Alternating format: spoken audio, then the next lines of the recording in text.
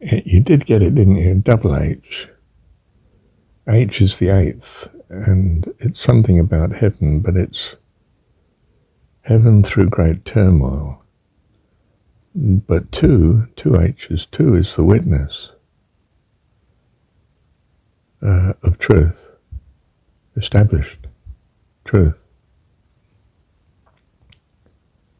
It's a turmoil of this living to great glory, to life eternal. A bit like going to the dentist as a kiddie. Look, love, it'll be a bit painful, but it will quickly pass, and then you'll be all happy again and free from the ongoing aggro and pain. Now hold my hand. I'll be with you, love.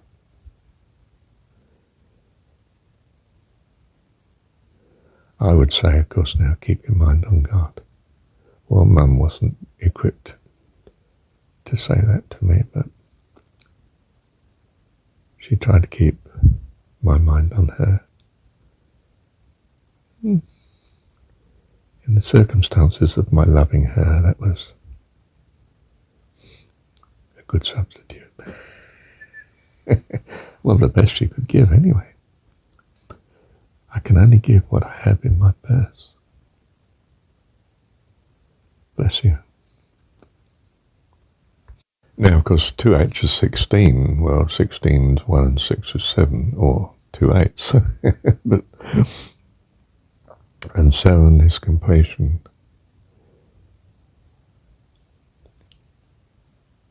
It's the witness, then, of the great struggle, life here in the universe of the transitory,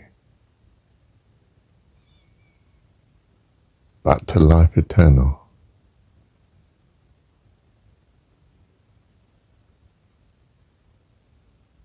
The perfection of God. 7. 16, 1 and 6 is 7.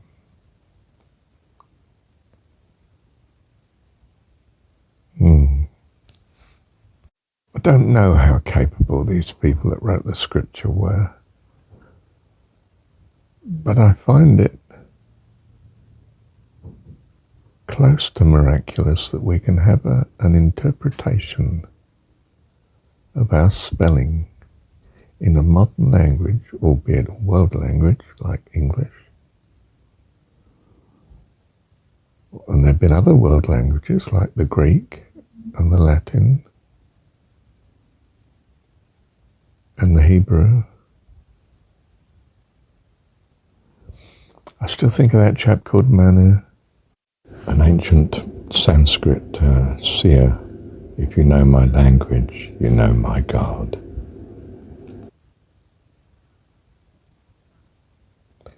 We personified Jesus in the story as the living word, in Christianity. Well, that's because we're worshipping Jesus and we're worshipping the word too. And that comes down to apparently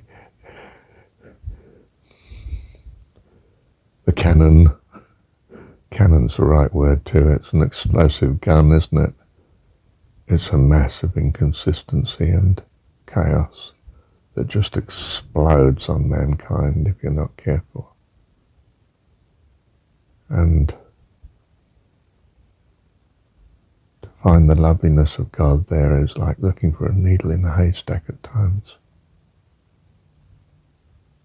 But we do, by the grace of God. Because he dwells in us, he's made us in his love and kindness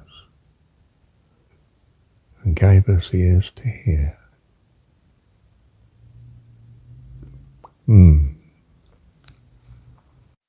So I'm fascinated by the way this numeric preoccupation can be peculiarly encouraging. Not sure if it's valid or not really, or if it's a byroad. I think it's another byroad of theology, isn't it? Or am I dismissing a miracle? If it is a miracle, well, perhaps like all of creation, it's here to quicken us. This contrast of good and bad. God has everything for a reason. Oh, that's the ecclesiastic thing, isn't it? Everything has a place and a season to every purpose under heaven. Wisdom of Solomon. Solo man. Man alone, solo.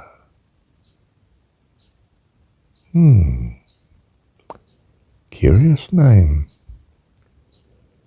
You might want to work out the numerics of Solomon. Hang on. Book 17 is 178.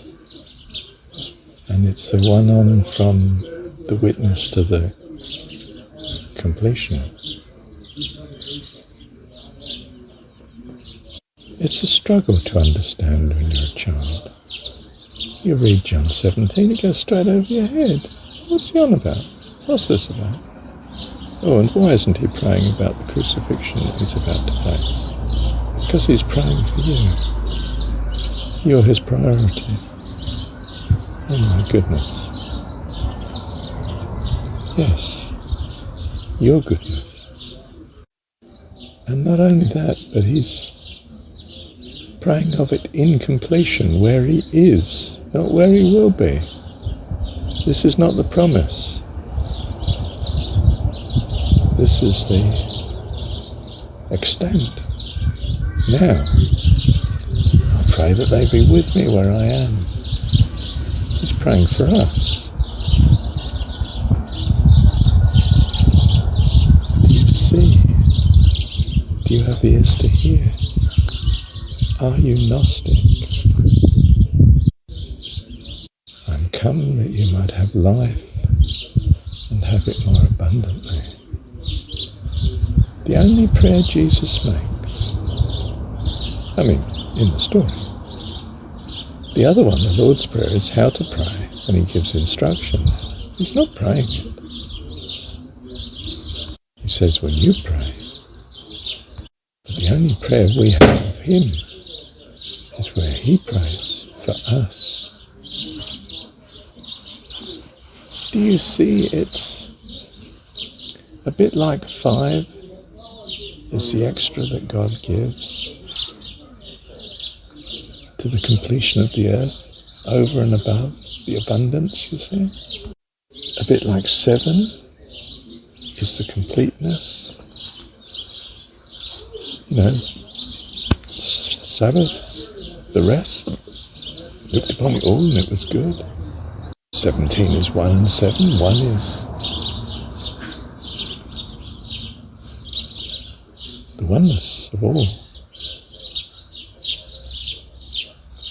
Do you see the oneness of the completion, the fullness of it? 17 is an astonishingly spiritual number. In that sense, in our sense here, you're looking at your eternity, your heaven, that my joy may be full in them. That's us. The glory that I have with thee, I've given them. You can go through each of the verses.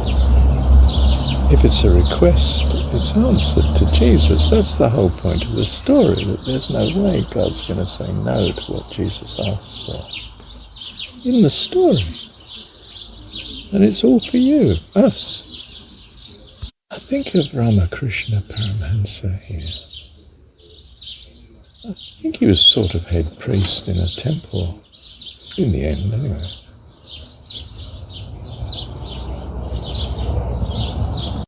But he's far better than that, way beyond that. I don't mean we should worship him as guru. I mean he's come to know God. we come to know God just by the company of this prayer. John 17. I don't mean worship it, but I do mean avail yourself of it. Oh goodness, yes, if that's the way you want to come, if you have ears to hear, why wouldn't you? It would be madness not to. Well, we're sanctified by it, apparently. It says, sanctify me, thy word is true. Verse 13, my joy fulfilled in them. Goodness, that we be one, all of us, in him and him in us, God in us.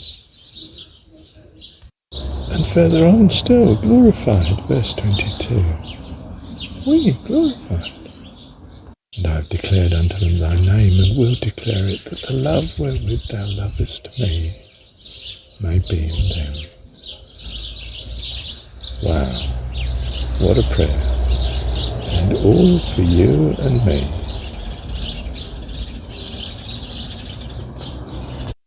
Where are you if you appropriate all this to yourself?